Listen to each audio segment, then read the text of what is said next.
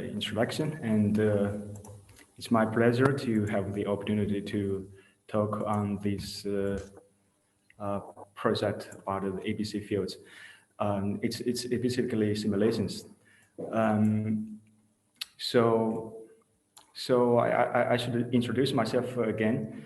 So I am Qiang Chen, and perhaps it's sometimes difficult for the foreign people to pronounce my name. So sure. Sometimes people can call me by Chen. It's easier, so it's no problem. And currently, I am the fourth-year PhD student at Nicholas Copernicus Astronomical Center in Warsaw. And this project is in collaboration with my supervisor, Krzysztof Nalewajko, and also Bhupendra Mishra, who is at Los Alamos National Laboratory. And yeah, this basically. Oh, by the way, so I guess you can see my screen, right? I do, yes. Everything is perfect. Okay, good. So the structure of the talk, I divided into several sections. For the first, I will introduce a little bit about what is ABC field, and because a lot of people always try to ask what is that. And later I talk how the configurations that we assume in the code that we are using and the simulations that how we did the method. And for the rest of the sections, I will talk about the result analysis, like energy transformation, especially for the magnetic energy and kinetic energy, and also electric energy. So these are quite interesting topic. And then I will talk about the conservation and both the energy, total energy, and helicity. And in the last section, I will talk very briefly about the particle acceleration. So I hope you enjoy. And the motivation of this project is that, in the astrophysical environments, there are sometimes the magnetic energies can dominate, and it's very high. So the question is that how does the high magnetic energy be efficiently transformed to the other form of energy, like kinetic energy? And the mechanism is quite important, because in the observations that we know, sometimes the gamma ray radiation, they could surpass the non-thermal radiation limit. So the particle acceleration mechanism is quite important for us to interpret such phenomenon. And one of the plausible candidates for this mechanism is the magnetic reconnection.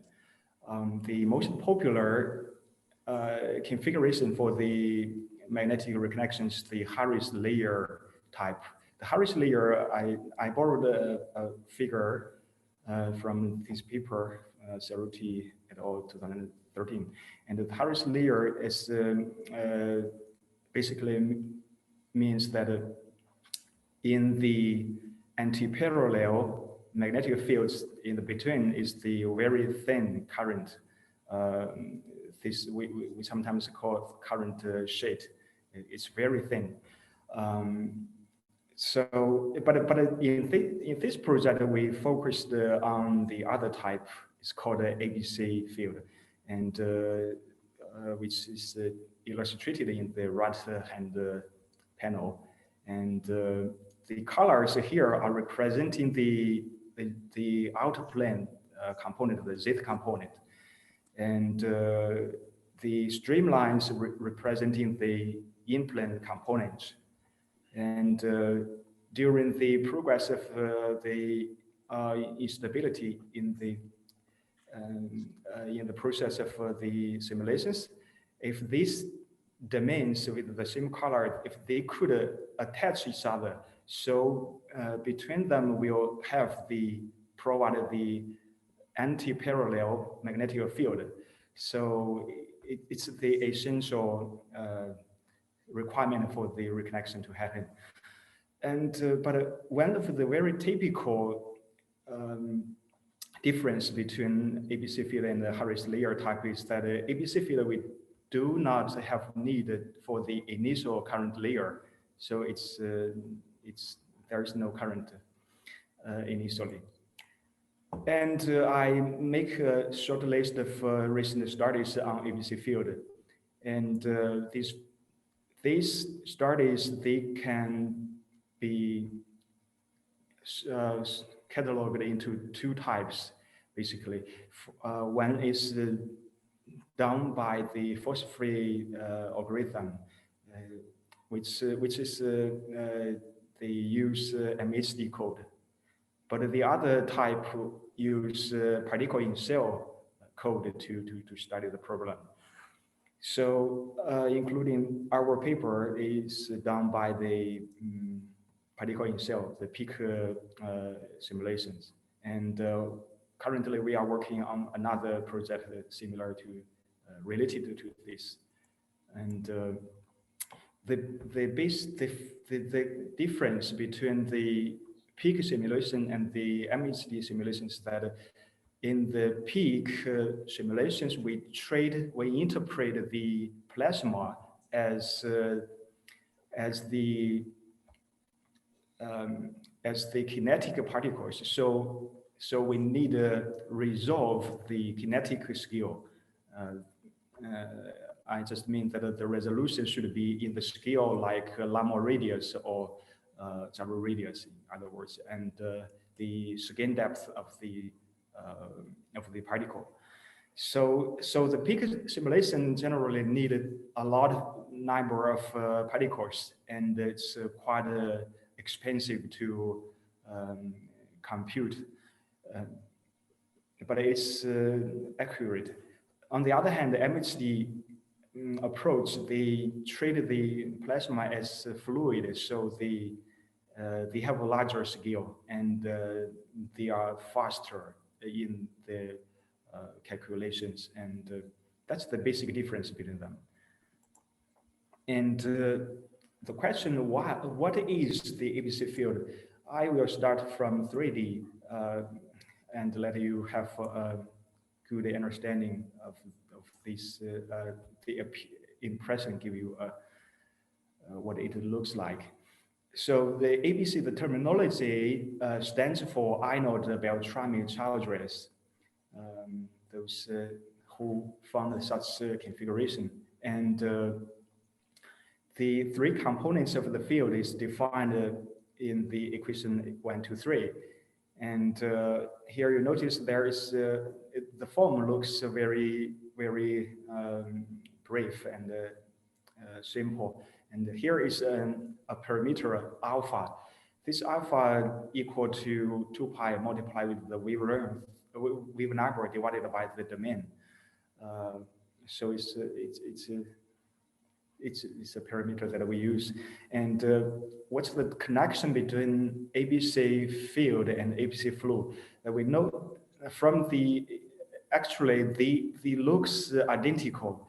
However, ABC flow is the configuration for the velocity, so velocity field. But here, what we are talking about is the magnetic field. So they belong to the same family. They have the same solution, and that's the connection between them. And so I give you the illustration how ABC field looks like. It's in such a case, it's wave number equal 2, and the field looks like many tubes, so some people call it ABC tubes.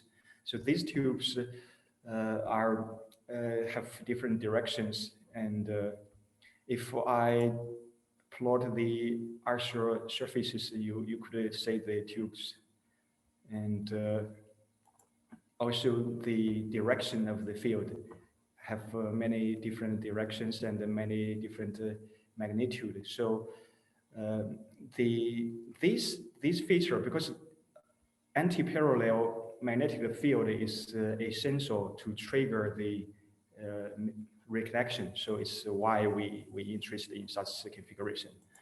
And for 2D field, basically we have two types, two different name. We label as diagonal or parallel. Perhaps you notice that even though it's 2D, we still have the Z component. So that means we are actually doing 2.5D simulations. The field, they have the Z component, they are 3D, but the motions are controlled in 2D. So that's what we mean 2D simulation. So here is the illustration for the 2D field. The upper panels are diagonal, and the bottom is the parallel field. So the first column is the X component, Y component, and then the Z component. I'm talking about the color, and the X and Y components, they can be combined into the streamlines shown here. And the name diagonal, we just mean the direction is in a diagonal direction, and the parallel means the different rotated by 45 degrees. So the magnitude of the field is from 0 to 2. So this is the general look of the field, how it looks like. And the other parameters what we are using is initially it's a force-free equilibrium. So that means the pressure is uniform, and we also ascribe the temperature to be 1 theta, non-dimensionless temperature as well. And the particle density is defined as equation 11. Here is also is correlated with the wavelength lambda. So if we choose different configuration, the density may be different. And the kinetic energy initial value and the initial magnetic energy can be estimated by some theoretical relation. And one of the most important parameters is the magnetization, sigma. Here again, sigma is correlated with the wavelength lambda. So that means if the configuration is different, then sigma will be different. That's quite annoying. So we optimize this A tilde, this parameter. This is the only parameter that we can play with. So we use A tilde to degenerate the sigma from the changes of the wavelength. That's the basics of these parameters. And let me introduce the stability of the adhesive field. For previous studies, they assume that the adhesive field is stable, but however, East et al. 2015, they just found that the adhesive field is unstable to coalescence instability on the basis that the wave number larger than 1. I will explain to you why. And principally, the instability can grow spontaneously, but in reality, when we do simulations, we still introduce an initial perturbation in order to reduce the costs. In order to explain the coalescence instability, I needed to first to describe several invariants. For the ideal MSD, we have invariants like total energy and magnetic helicity, and also the cross helicity. But regarding the force-free equilibrium, we don't have the cross helicity because we don't have the velocity in the direction of the magnetic field. So, but however, in 2D and 3D of this force-free equilibrium, they have some difference because the Z component of the helicity, the derivative, there's some difference. For the 2D simulation, they have an additional invariant. So that could lead to different result of 2D and 3D. And I just borrow a figure from Zrak and East 2016. Well, they study ABC fields in the MHD approach. And the initial configuration is in the first column. And with the development of the instability, this magnetic domain, they merge together and become greater, larger, grows larger and larger. But for the 3D in the larger states, this magnetic domain could grow into one single big volume, and this state is called a Taylor state. The 2D case, on the other hand, could merge and grow larger, but however, simply couldn't reach the Taylor state. That's the difference between 2D and 3D. And so in order to talk a little bit more about the Taylor state, I should first to give you the definition for the magnetic helicity. There's a question by Pallavi at this point. Pallavi, please. Pallavi Bhatt. Yeah, I just wanted a clarification on the previous slide. So when you said 2D, you meant 2.5D, right? Yes. Okay. Yes.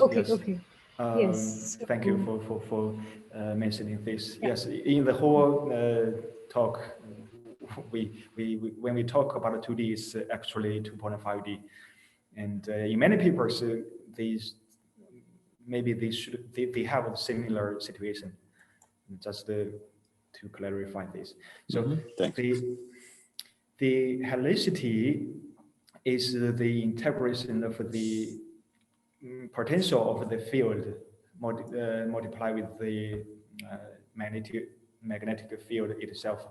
And but one of the typical feature of the ABC field or Beltrami field, the curl of the magnetic field has the same direction of the field.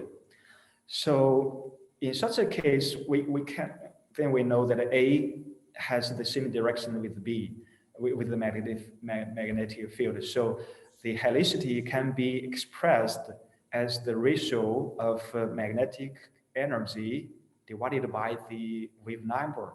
That means if in the simulation, the wave number changes, the magnetic energy also changes because helicity is an invariant.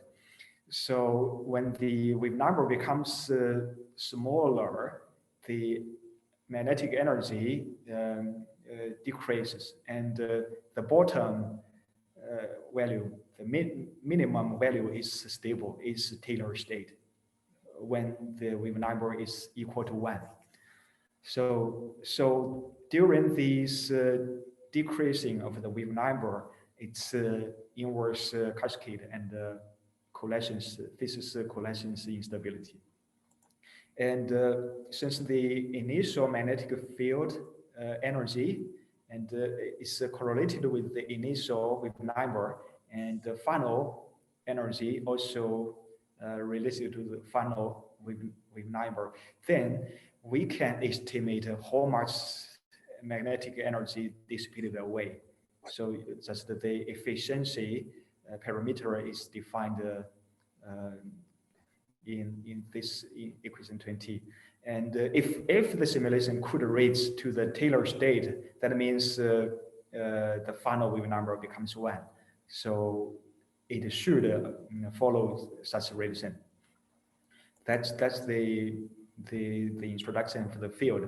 So now let me turn to the simulation part. That we use Zeltron code. The Zeltron code is an open source software developed by Ben Ceruti and Greg Werner in Colorado, and it's written in Fortran and support the message parsing interface. So it's good for us to use by the cluster. So, but the basic concept of particle in cell is that in the computational domain, which is divided by a lot of grades, a lot of cells, and we put the field, the magnetic field and the electric field on the stationary grade. So it's stationary. And however, we put the particles in the cells. And I think this is why we call it particle in cell. And the particles can move freely. And why we do so, what's the benefit of this approach is that we have no need to consider the interactions between each particles. If we calculate the interactions between all the particles, the combinations of these interactions will be in the order of the square of the particle numbers. That's quite a large quantity, because in the peak simulations we usually use many millions of particles. It's sometimes yes, between million to billion, so many particles. So it's very expensive to calculate direct interactions. If we put the particles in the cells, on the other hand, just let the particles interact with the four corners of the cell, then the interactions will reduce to the order of simply the particle number. So that's much cheaper to calculate, and that's the main benefit. And regarding with the Zeltron code we are using, and the main algorithm is R2. The first is when we involving the particles, when we're solving the Newton equations, we use the Boris push. That means the velocity and the space, they are staggered by half step. It's leapfrog, so reduce the error to the second order. So without creating more files. So that's the one algorithm. And when we involving the fields, use a similar approach. It's called a E method. And this E method is means that the electric field and the magnetic field, they are staggered both in time and in space. For example, the electric field is ahead of the magnetic field by half step, and also in the space, they are staggered by half step. So similarly, this method also reduces the error to the second order. That's the main feature of the Zeltron code. And I will talk about the parameters we are choosing to set our simulations. And we test different parameters from the wave number to the other parameters like. So our wave number starting from 1 to 8 multiplied with square 2, and the graded number is chosen for the 3D is around 1000, but for the 2D, we extended to nearly 7,000. And another very important parameter is the resolution, because we are interested in the kinetic scale. So we need to resolve the kinetic scale. That means the gyro radius should always be larger than the resolution. So this ratio we test from 1.28 to 19.2. And the other parameter we are optimizing is the A tilde, because this is I mentioned before to degenerate sigma from the changes of lambda. And however, we didn't test the particle per cell. Indeed, in the peak simulations, the particle number represent macro particles. So when we say 16 particle, actually it represents more than that, corresponded with the natural particles. But this number is very important too. It's if it is too low, the accuracy will be harmed. But we didn't test this. And the other feature of our parameter is that we extend the simulation to very long time, more than 25 lattice processing time, because previous studies they may focus only on the primary 10 lattice processing time, and this is the parameters that the target of our parameters. And we use some resources like CHARC. CHARC is our local cluster in our institute, and also the Prometheus. And that's the parameter settings. So we put all these parameters in the definition of sigma. So the sigma, initial sigma, ranges from 0.35 to 11.2. So from this range, and yeah, this sigma can be described by the magnetic energy fraction, use some relationship. And because we did more than 30 simulations, so we use different markers to represent them when we fitting the relations. Here, for example, the size of the markers represent the greater number. Bigger ones represent the bigger, higher graded number. And for the colors represent the wave number from 1 to 8 multiplied with the square 2, as indicated by the color bar. And because for the resolution and A tilde, we choose some standard value, and the rest of the non-standard values we use either plus or cross to represent them. And we also included 2 3D simulations, so we use star to represent them. And the initial magnetic field, I just show you the sample, and we are using starting from the wave number equal 1 to the larger as 8 multiplied with the square 2, and because for example this wave number is smaller, they are nearer to the Taylor state, so they are more stable. And the higher wave numbers, they are more unstable. And so I will play a short video to let you know the evolution. So I hope you can see the video. And it's black at the moment, but we see your cursor.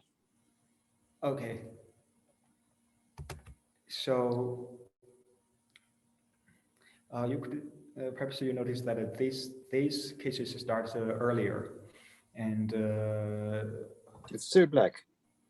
still black. Yes. Black. Actually, that was probably the thing that we saw in the upper right corner, which was also always black. Okay, so I should start end this cell and start again. Sure. Yes. Go ahead. Do that. Okay. And cell.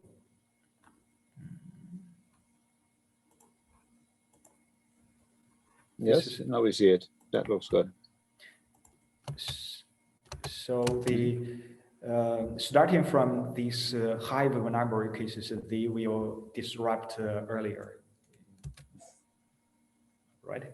Yes. And for this low vulnerable cases, they start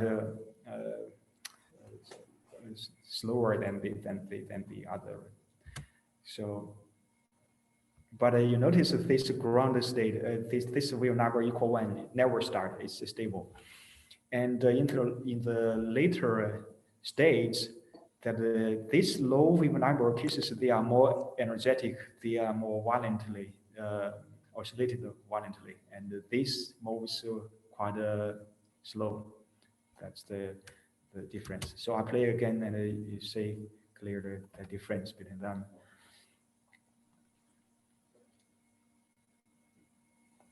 So you say they move quite slow in the end, these high number cases. And yes, let me turn to the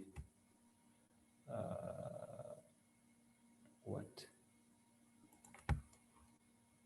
And oh, sorry for that. Kandu has a question in the meantime. Kanaswamy Subramanian, please. Can you say no, I just was a bit. So you have a net helicity, or you did not have a net helicity? What are these colors which are alternating? The magnetic field has a net helicity?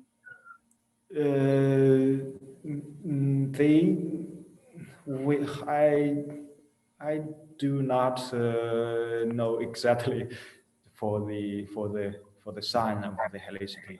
Not the sign, but it is non-zero. Its helicity, it should be near zero. Oh, near zero. Yeah. I couldn't say that. Oh, sorry. I mean, normally it's maximum as in 3D it would be maximum, of course, but now you have 2D somehow. Or 2.5. Oh, okay. Sorry, the helicity is non-zero, but I don't know exactly because we only focus on the conservation. I'm sorry to misunderstand you, and it's not a zero, but I'm not sure about it. Okay. So. Yeah, you had these conservation laws in the beginning. We can come back to that at the end of the talk, maybe, then you can explain. Okay, yes, sir. And in the final stage of the simulations, you see the difference between these simulations that for the lower vulnerable cases, they become bigger near to the Taylor state. For example, this looks like a single volume, but to the high vulnerable cases, the only separated with the different regions like the colors represent a different direction in the Z component, and the intermediate regions are almost zero. And yes, these low vulnerable cases, they are still oscillate, and that's the difference. We can make a distribution of the magnetic field of the absolute value, and they divided into two regions, so around 0 and non-zero. So, and we can observe that the density distribution, like in the magnetic domain, it's not as dense as the intermediate region, right? And for all these cases, the intermediate regions are more denser. And what about the particle energy? The particle energy is similarly, the intermediate region, they are more energetic than the magnetic domain. And however, for the low wave number cases, you say there are some difference. Not always the denser places are more energetic because it still oscillates. So that's why these borders of the magnetic domains are also energetic. So that's the general behavior. And let me turn to the result analysis and the energy transformation. For initial energy configurations, we don't have electric field, so we don't have electric energy initially. And so we only have magnetic field and kinetic energy. So the fraction of magnetic energy is from 0.2 to nearly 19% maybe.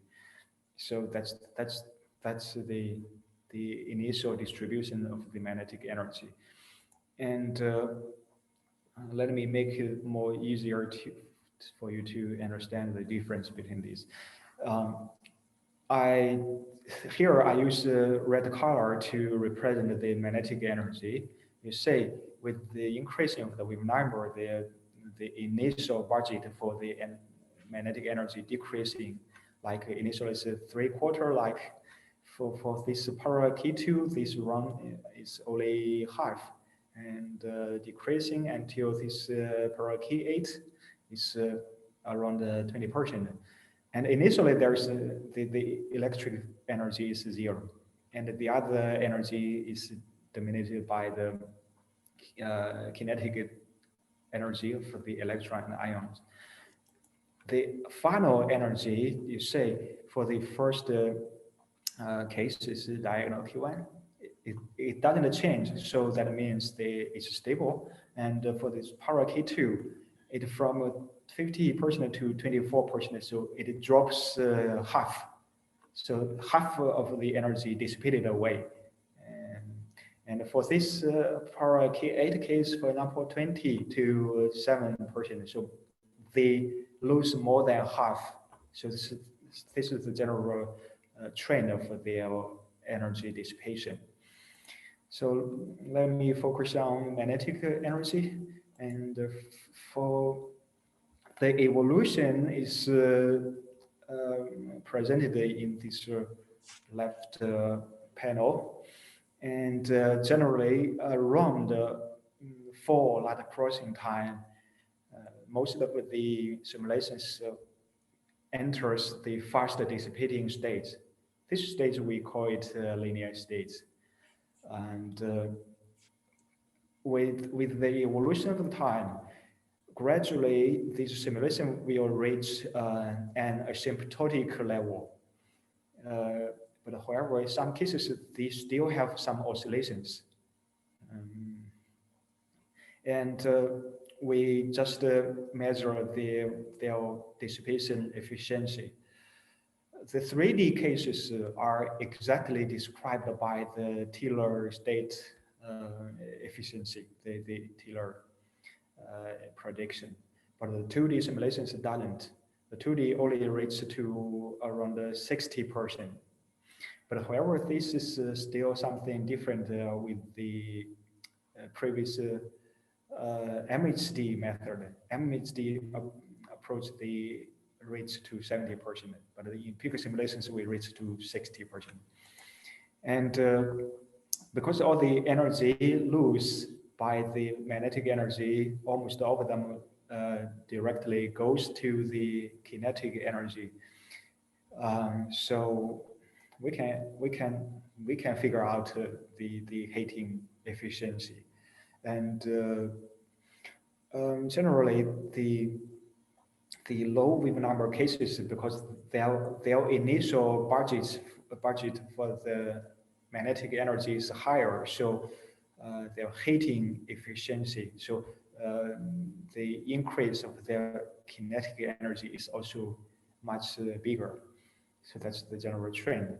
And what's more interesting is the electric energy, because electric energy is the current layer is the one of the main requirement for trigger reconnection. So it's more important. And Kando has a question. Kando? Yes, please. Unmute. No, I'm not unmuted yet. Kando, unmute. Yeah, okay, sorry, I couldn't unmute. Yeah, I'm just wondering, how did the energy transfer from the magnetic field to the particles? Is it by the Lorentz, the electric field, or, I mean, because there is no dissipation in terms of this, the particles are collisionless, right? I mean, yes. But you do work against the Lorentz force, right? right, correct. Which is particle Lorentz force, so V cross B and E. So both the electric field. I mean, it must be electric field because the V cross B will not transfer energy to the particle. Mm-hmm. Yes, the particles are accelerated by these magnetic energy, magnetic reconnection. I'm talking about this right now. So okay, fine. So I'll wait until I ask the question. Thank you for your question. But yeah, it's why it's interesting because it connected with the reconnection. So the reconnection is the requirement is yes, it's basically two. One is the anti-parallel magnetic field, the other is the current layer, and so the foundation of this the concept of reconnection is the Schmidt-Parker model described by the left figure. And there is a dilemma. Well, if the thickness, if the current layer is too thick, then the reconnection cannot be triggered. But however, if the current layer is very thin, here is in the scale of the skin depth. Delta is the skin depth of the particle. So it's very thin. But however, on the other hand, the outflow region is narrow. The outflow is very slow. So that means the reconnection rate is very slow, in the order of -5. It's too low compared with the observations, because the observation reveal that the rate should be -1. So that's a dilemma. Later, there is another model proposed by the Petrzak, and this model, it just wanted to enlarge the outflow region, so make the outflow opening like a trumpet, let the outflow become efficient. It can efficiently improve the reconnection rate, but however, such configuration cannot be easily found in the natural circumstances, so it's not something that we want. And later, the terrain instability was found to be good to improve the reconnection rate. So why? How? And because the current layer can be divided into many small pieces by the terrain instability. For example, there are many places was tiered into small pieces of current layers, and in the X point, when the field has the X point topology, and the reconnection will happen. So like just shown as the right figure, and the inflow flows from the vertical direction, and the outflow is along the parallel direction of the current layer.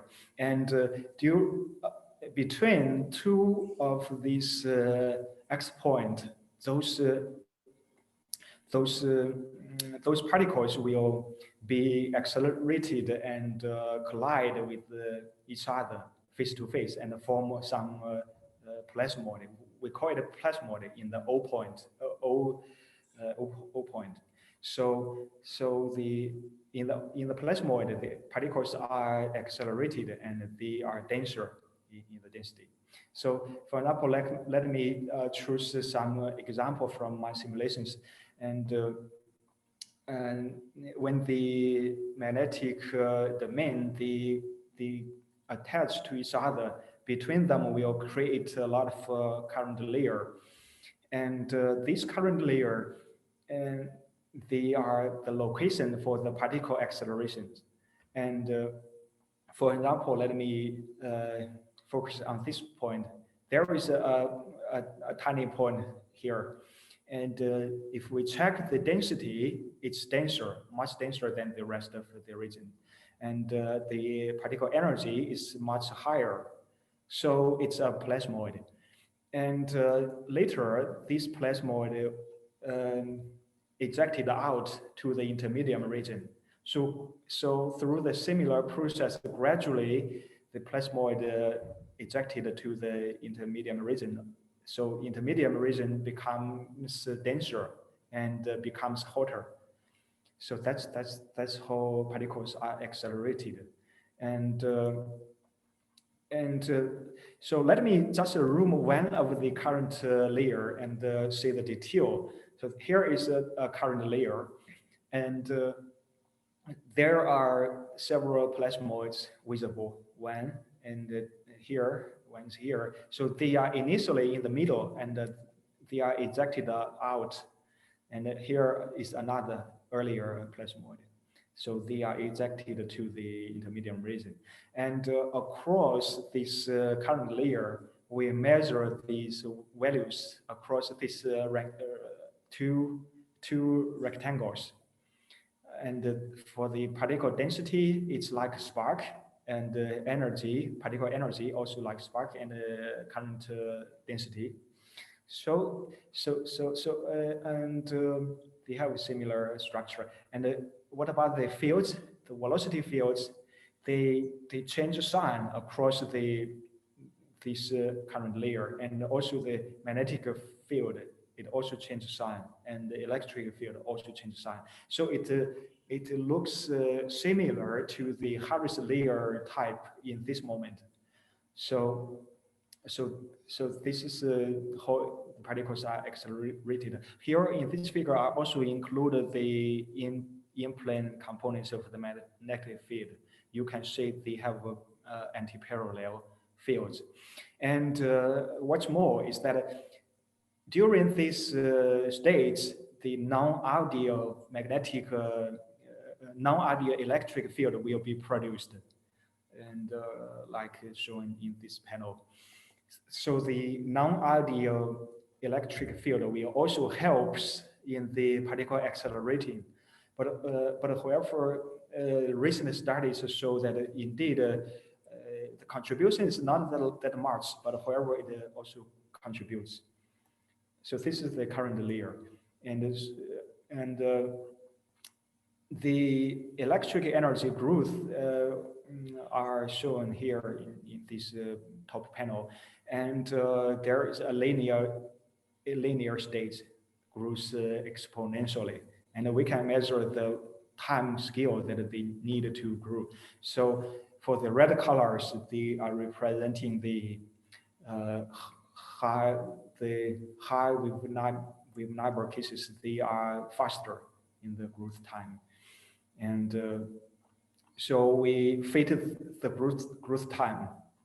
This we call it tau, and the markers are corresponded with these lines, this electric energy growth, and we previously there is a paper done by Nalevaiko et al. 2016. They fitted a relation of this time scale of this blue line, and now we extend it to a new relation because of the high wave numbers. They do not really follow this blue line, and here we use the sigma as the horizontal parameter, which we use magnetic energy fraction, it will change, like it looks better.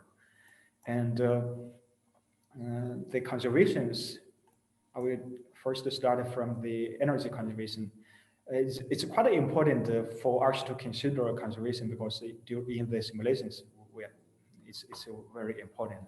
And the energy conservation is correlated with the many parameters like a sigma and like a resolution, the data X, and the domain size of the calculation domain. But however, we also tested with the uniform magnetic field, and we found there is some difference between the uniform magnetic field. They are independent of the domain size. So that's something quite something new to understand this. Generally, if we increase the sigma value or increase the resolution, and it will improve the accuracy. That's the conservation of the energy. And for the helicity conservation, we focused on the conservation. So in this figure, it's normalized to the initial value. So the helicity, the total helicity is conserved better than minus 0.1. But for the 2D simulations, they also have zth invariant, zth component. It's helicity over AZ.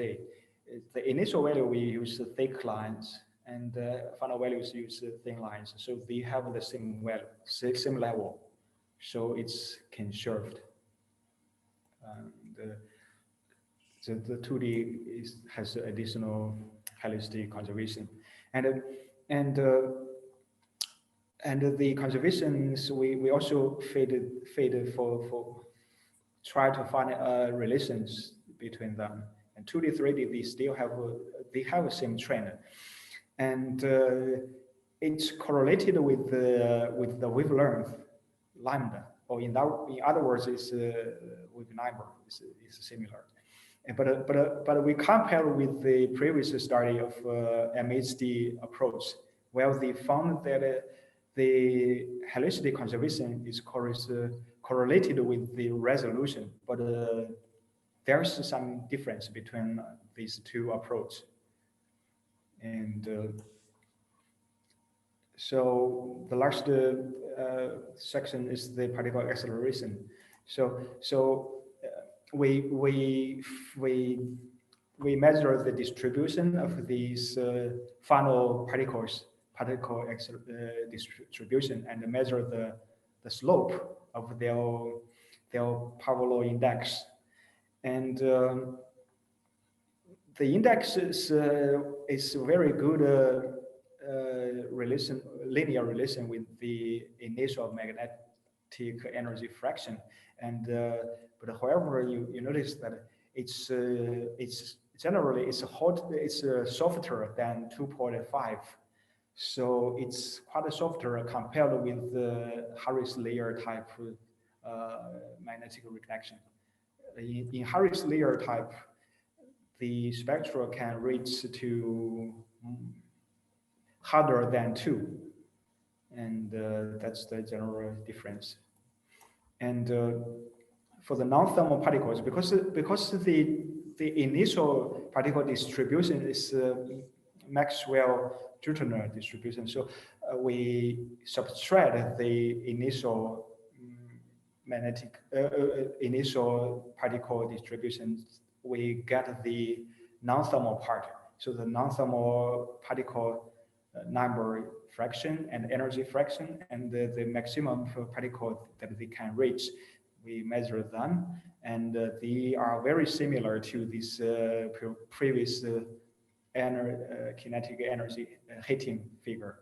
That those with the low wave number cases, they are more efficient, and because they have a larger magnetic energy budget. So we try to fit the relation, and we compare with the previous study. Previous prediction fitting is the blue line, but now we found that if the wave numbers increases too much and the fitting is not that good, and we can fit with some relation. Use the initial magnetic energy fraction, and for the kinetic energy gain, and we couldn't find a better fitting, because it seems that they have a distinction between the low wave number cases and the high wave number cases. They have a different trend, but however parallel, but not so we cannot find a very good fitting. And yeah, even though we can use the initial magnetic energy fraction, it still have something couldn't fit well. So let me turn to the summary. And we did 2D and 3D ABC field peak simulations, and we test different parameters like wave number and grid size and resolution, magnetization, and that's what we've done. And we confirm the Z component, the Z invariant related to the helicity. And so this additional invariant makes the 2D simulations cannot reach the Taylor state in the end. And the magnetic energy dissipation in our simulations reached to the 60% in the limit, but not as 70 in the MHD simulations. So we also got a new fitting of the growth time relation, and the power law index of the spectra is a very good linear relationship with the initial magnetization. And last is the kinetic heating efficiency and the non-thermal fraction, and both the non-thermal energy are dominated by the low wave number cases, that is the high initial magnetization cases. And I attach also some references that I mentioned in this talk. And thank you for your attention. Thanks very much, Qiang, for a very interesting talk. And I ask the audience for questions. One thing that I would like you to explain a little bit better to me, because I'm not so familiar with that, is the significance of the dipole moment parameter, this alpha-1 tilde that you said was a parameter that you adjusted, and you talked about optimizing that. Could you explain a little bit better what that actually means? Yes. Okay. So I just mean that because if we change because we use many different wave numbers, if we change the wave number, equivalently is the wave number, wave length. So it will affect the value of sigma, because sigma is very important in the simulation. Yes. So we want the sigma to be similar. So we can only play with this A tilde, because all the other parameters is fixed. So A tilde can change a little bit. All right, I see. Yes, interesting. Okay. Anybody else having any questions? Yes, Kandu again, please. Kandu. Yeah, I had two questions. One was about your trying to fit the amount of the slope with the magnetization, and it's the fitting formula seems to go to a constant provided you have very low magnetization. Is that correct? Or which you have this plot of the slope P, the power loss slope, the level of magnetization, right? Somewhere. What do you mean this one? Yes, yes. So the fitting relation which you have written down P, if I take epsilon B going to 0, it still gives you some finite number. So is that something, probably one shouldn't believe that, I guess. To Or you zero. have to, sorry? Which part to 0? This part? Yeah, your EB initial, if you go to the left-hand side, you go to a finite asymptote there, some 5.8, plus minus 0.1 you have written there. So does it mean that you will always get a tail even for very weak magnetic fields? Or one shouldn't believe this or something? Oh, I still have difficulty understanding your question, but which part do you mean? This side or this side? Which the limit? The left-hand side, the left-hand side. Left-hand side, okay. This side. You mean the cross sign, Kandu, yeah? The Yeah, the cross, plus and all that, what's happening? Oh, yes. Okay. So this cross is it's because we use something which we cross indicated that this is not non-standard of the resolution. Maybe something related to the resolution. Okay, I mean, maybe I can look at your paper. The other question which I had was when you say non-thermal energy fraction, what are you measuring it with respect to? What is the ratio that you're taking? Non-thermal fraction is... How do you define that? You want to find this fraction, energy fraction? Yes. It's, with what energy are you taking the ratio? Because yes, it's just done by the distribution subtraction. I think this is related with the particle numbers, and the non-thermal particles. First, we need to got the non-thermal particles. Non-thermal particles, because initial fittings, we know that initial is Maxwellian. So if there is non-thermal particles, we can compare the distribution and find this okay, so it's the ratio of the non-thermal energy with respect to the thermal energy. Is that right? Or when you say fraction, it's a ratio of two quantities. Yes, yeah, to the total. I think to the total. It's to the total because here, yeah. To the total energy, which includes magnetic energy and particle energy. Yes, because the magnetic field is decaying. Yes, it's total. Both of these. Okay. Okay. Thanks a lot. Thank you. Thank you for your question. Next question by Betsy Elizabeth de Gouveia Dalpino, please. Go ahead. Oh, hi. Good morning. Thanks for the talk. I have several questions. One regards the dissipation energy. So your study concludes that 60%, around 60% of the magnetic energy is dissipated in two-part acceleration, right? We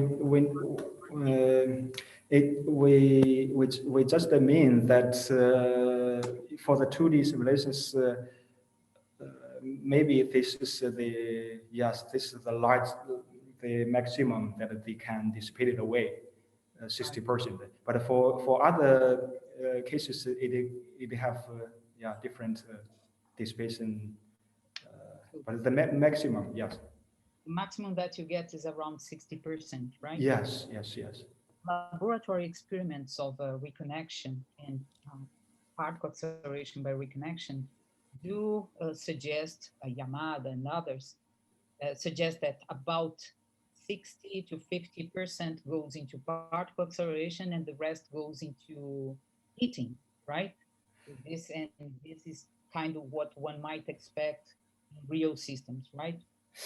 Of the dissipated, so in this sense, the magnetic energy that is dissipated in the reconnection, half goes to particle acceleration and the rest goes into heating, right?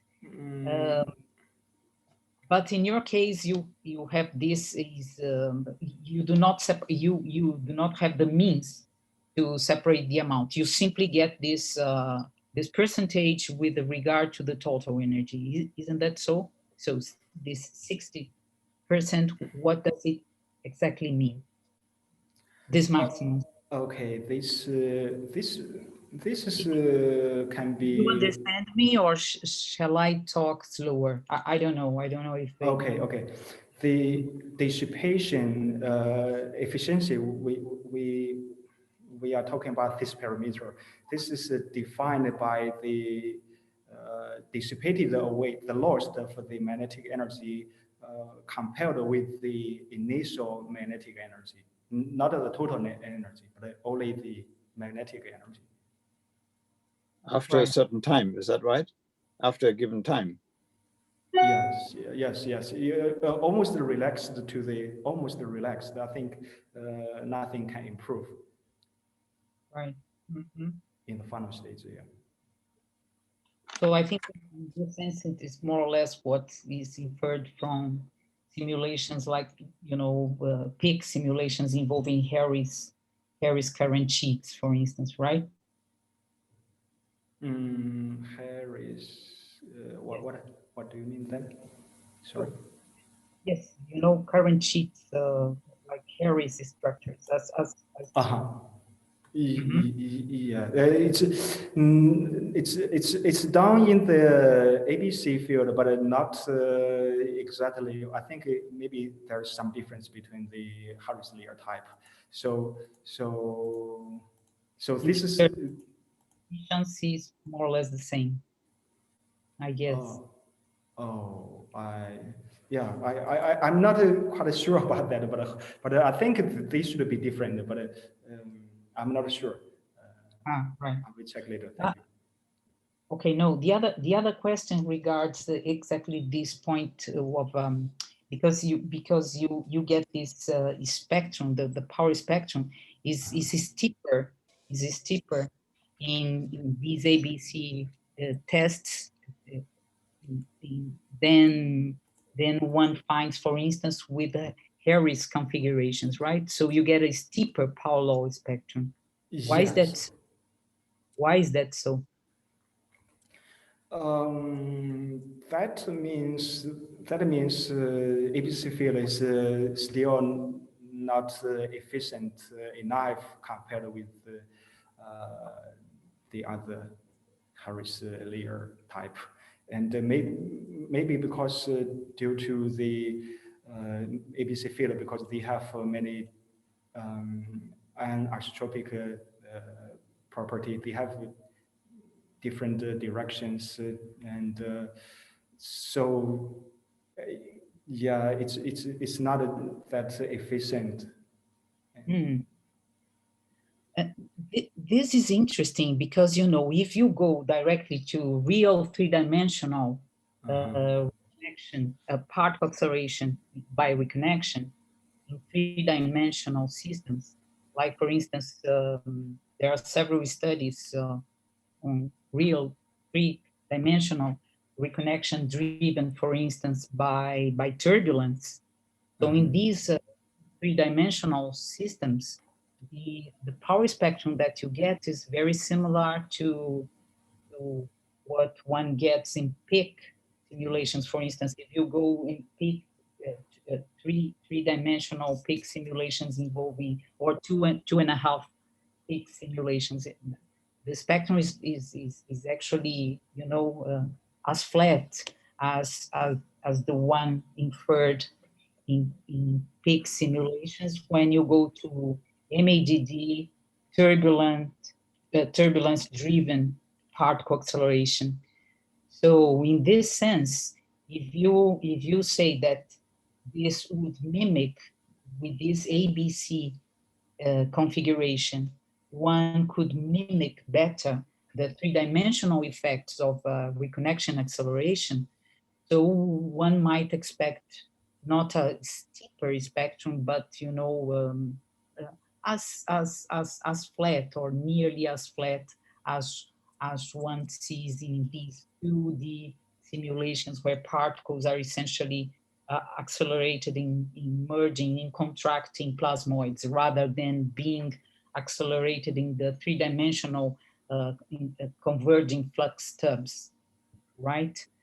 Because in 3 dimensions, when you have turbulence in inducing fast reconnection, you have this stochastic particle acceleration in all directions, right? And the mechanism is Fermi-like, so it's essentially as efficient as what you get in these two-dimensional plasmoids. Of course, the acceleration itself gets more efficient because it's in 3 dimensions rather than being confined to a two-dimensional plane. But the studies do indicate so far that the power spectrum is as, it's between -2 something and -1. Of course, in MAGD, you do not have, the feedback of the particles into the plasma, and so these losses may affect the steepness of the spectrum, right? These losses are not taken into account in MAGD, 3D MAGD particle acceleration, but anyways, the power spectrum is not that steep. So anyways, is there a way to compare your results with three-dimensional simulations of particle acceleration driven, for instance, by turbulence? Compare, I think, yes, we can compare the power law index, how hard it should be.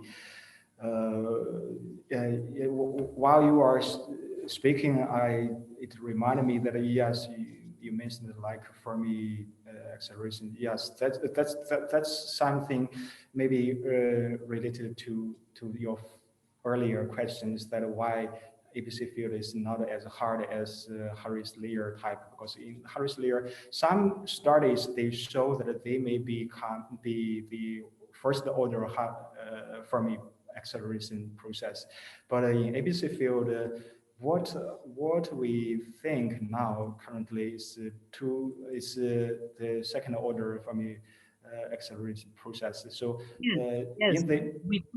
yes, I agree with you. We do predict the C. For instance, in our three-dimensional MAGD, where particle acceleration by reconnection, we do see that the particles actually experience a Fermi-like, stochastic Fermi-like process that is something between the first order and the second order, simply because the particles, they are not trapped all the time in the same, let's say, current sheet, but they can escape from one and get trapped in the other. So in real systems, we might expect that this is stochasticity of the process would need something between first order and second order. So this dependence, but even though the power spectrum, the predicted power spectrum from these studies, from our studies, for instance, and others, it's a flatter spectrum. But again, I do agree with you that MAGD, because we do not take into account the losses of the particles, the response, the interaction of the particles with the plasma, and then these losses.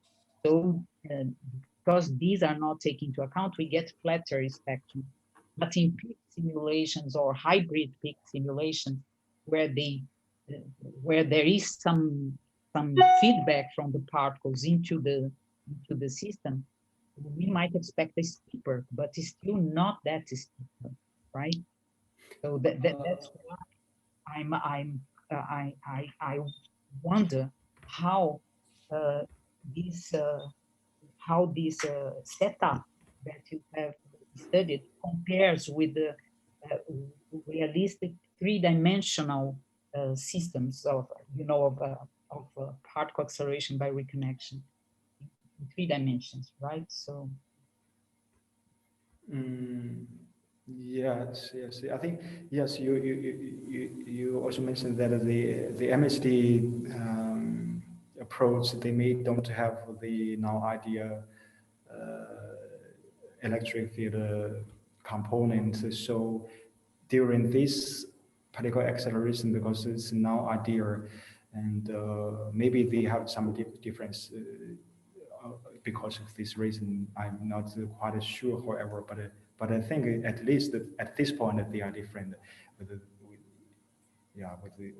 peak and MHD, and 3D. I do not know what exactly what your question is, but we can compare if even different type of configuration, we can still compare with their power law index, how hard they should be, and infer how efficient they are, and yes, but from this figure we can say that the 2D and the 3D, and the 3D is not as efficient as the 2D, and 2D is more harder. Even the same color cases, the 2D, these very thick lines are dashed line are from 3D, so 3D is softer relatively, and Right. Yeah, but yeah, probably I will have to go through your papers as well in order to make these comparisons, because yeah, it's a very interesting study anyways. And I have if I may, I have another last okay. that regards the magnetization parameter, right? So you use magnetization parameters up to 10, something between less than 1 and 10, right? And then also we know from magnetization, we might expect that if the magnetization in a real system is increased too much, it will inhibit reconnection acceleration simply because magnetic fields get too stiff, and then you know, the reconnection, the acceleration by reconnection itself, in the sense of the Fermi-like process, it is inhibited, right? If the magnetization parameter gets too big. And these are, you know, these studies have been confirmed both in PIC and the MADD particle acceleration, reconnection particle acceleration studies. But in your case, it's not clear if you see this, you know, this inhibition, this constraining, this constraint of the acceleration due to the increase of the magnetization, right? Can you comment on this? Because yes, I don't know if because you constrain your maximum magnetization is around 10. I don't know if you could track this effect of you know, decreasing the acceleration efficiency due to the magnetization. Yes. Because ABC field has a dilemma. Is that if we increase the wavelength, or the sigma will become smaller. So the budget for the budget for the high sigma cases, their total magnetic energy is decreasing. So it's quite annoying that we cannot have the high sigma and the high magnetic energy at the same time. So Right. that's quite annoying in the ABC field. But I think in the other type of simulations, they may not have such problem. And but however, because we change the but I think this trend is correct. I mean, I think this trend is correct. This is what we might expect, right? But please go ahead. Sorry for interrupting. Okay. So in order to break that dilemma, because we introduce some non-ideal cases, like we introduce this A tilde, this A tilde.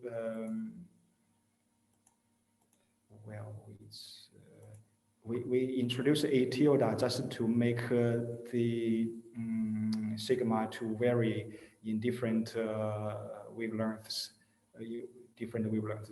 So in the end, we think that the different sigma and this problem is degenerated from the sigma. So our fitting, the relations are we are expecting to satisfy. If we put the certain cases into such relation, we are talking about ABC field. They could follow such trend if they satisfy these values, no matter their magnetization. Right. Yeah. Okay. Thank you. Okay. Thanks for the question. Next question by Åke. Åke Nordlund, please.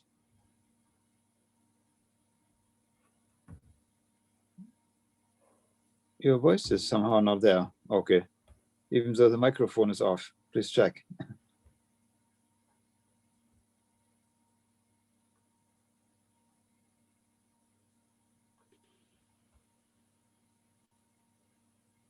Now he's even frozen.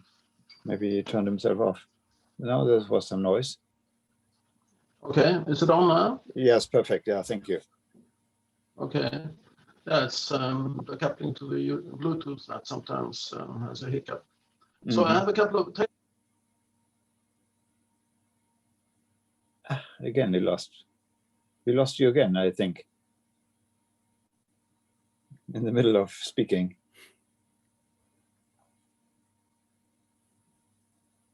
Yes, maybe that's what switches is on and off or something. How about now? Perfect, yes. Try again. Okay. Let's hope that holds on then. So the first technical question is, do you have a possibility to trace individual particles afterwards and analyze how they got accelerated? Yes. Okay, because a very important type of investigation is very simple. When you have a power law, at the end of the power law, at the high energy end, there's a very small probability that particle get this energy. But the question is, do they get it straight away? So only a few particles get this energy, and they get it by, one acceleration essentially, or do they get it as a result of a random walk? Have you checked this? I'm around the wall. What do you mean about that? The wall is.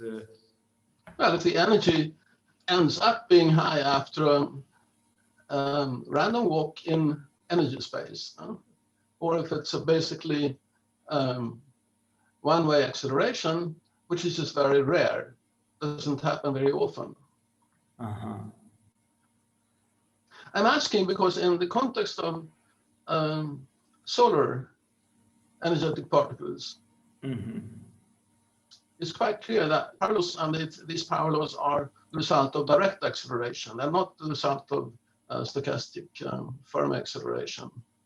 So I think both types are possible. And I think it's more important that anyone that does simulations really tries to answer the question if it's one type or the other. The other technical question I had is simply, what's the update cost of your experiments in sort of, nanoseconds per particle or microseconds per particle per core? Do you know that? The what? The cost? To ask in a different way, per computer core, how many million particles per second can you update? Oh, the core is what do you mean? The CPU? Yeah. The length of one time step, the cost of one time step. When one time step is, I don't know. I can tell in other way maybe. For example, for this 2000 numerical graded cases, I needed to calculate at least 2 weeks by how many? By 40 CPU, right? But this is not very large, but 2D, 3D, and these high cases we use much more. So that's what do we use? 40 CPUs, 2 weeks of one simulation of this case. Your voice again, okay. Voice, your voice is not there.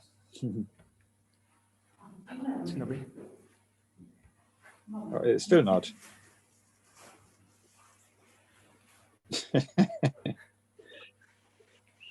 I was just finished, so it's okay. Yes, okay, good. We got that now. Thank you. Okay, great. Any other questions by anybody in the audience? Any comments? This coalescence instability, actually, is that a usual supercritical instability, or is there, which means it's it happens with an infinitely small perturbation, or do you need a finite perturbation for that? Do you know that? Have you seen that? You want an initial perturbation? Wait. So, yeah, so the coalescence instability you can see when you have a K of 2 or something like this, right? Larger than 1.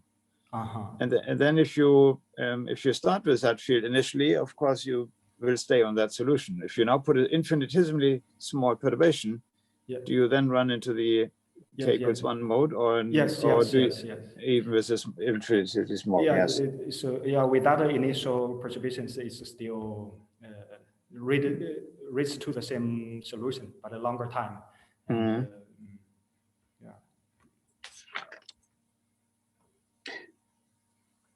Good. Anything else? But you still have your hand up. That's probably from previous questions, right? Good. Actually, about you showed one plot where you talked about magnetic helicity conservation, but you also had on the x-axis a delta x to the 3/4 power.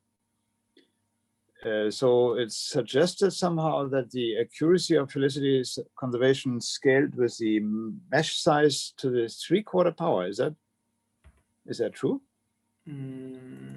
What I really say? Yes. No. Yes. Exactly. Isn't that weird? 3. Oh, sorry. This actually says energy conservation, not helicity. Helicity. Okay. So helicity is this relation or this one? What are you talking about? This one or this one? Actually, I was thinking that you had a plot of magnetic helicity conservation versus delta X. You at least talked about that, I think, but I now see that the plot doesn't actually show that. It's because I was then confused with the later plot where you did have energy conservation. But even there, it's weird. Where does the 3/4 power come from? I mean, normally you have an accuracy of a scheme which is either quadratic, linear, cubic, or something, right? The discretization error is some regular power. Where does this weird power of 3/4 come from? I have no idea. It wasn't actually this plot. It was maybe the plot with the energy conservation, which you did show me briefly a moment ago. Yes, exactly. Yes. Right. That is there is a 3/4 power. 3. It's very strange, is it not? With what? Why? How come you have a 3/4 power of the energy conservation dependence on the mesh size? Mesh size? You mean this Delta X size? isn't delta X the mesh size, or what is delta X? Maybe I'm confused. Delta X. L. Yeah, L is the dimension size. It's actually delta X is the mesh size, is it not, or what is that? Yes. It's L actually is equal to the resolution multiplied with the grid number. So I think that's why it has right. And then the slope is actually 3, right? And I'll see that. So it's actually goes like a nearly minus 2.5. It's still strange because now it's a quarter. If I did, no, it's so maybe it's actually quadratic. So I think you did. Why did you do this 3/4 plot? Because of Kolmogorov scaling anticipation, or why did you do that? Why do you have as on the x-axis a 3/4 power?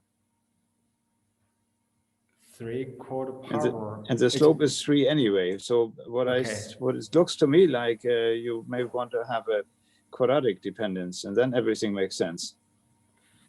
So it's not 9/8, but it's actually 2. Yeah. Could be, right? Yeah, maybe. Okay.